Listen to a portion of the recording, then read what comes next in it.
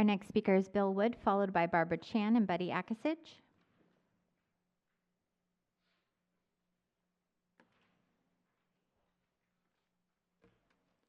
Hello, I'm Bill Wood, a parent here in El Cerrito, and I'm here to speak in support of removing some fraction of the parking spots on Richmond Street to create a more pedestrian and bicycle-friendly city. Both of my daughters, who are now at Harding Elementary, I see your tiger shirt, went to Keystone Montessori School on the corner of Richmond and Blake Street, so I've spent quite a few years biking my two daughters along pretty much the entire stretch in question.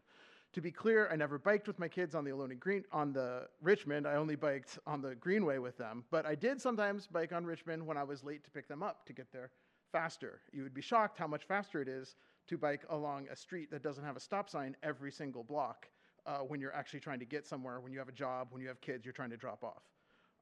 These are sort of basic things that cars take for granted that we bicyclists are really struggling to get. I was going to make three main points, but I don't have nearly enough time. But first, I would like to remind the community and our council of our commitment to follow through with our climate action plan, which calls for a 40% reduction in greenhouse gas emissions by 2030. Improving bicycle and pedestrian infrastructure is critical to any hope of meeting those projections. In 1969, about 48% of kids walked or biked to school.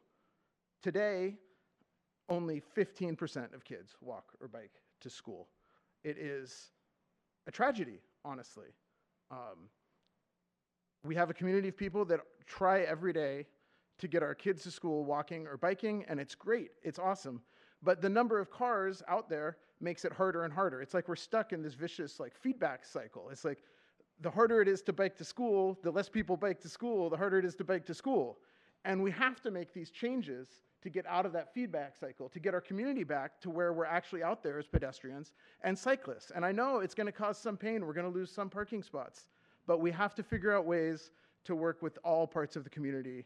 And I hope that people that are losing some fraction of their parking spots can see the benefits as well. Thank you. Our next speaker is Barbara Chan, followed by Buddy Akasich and Ted Steen.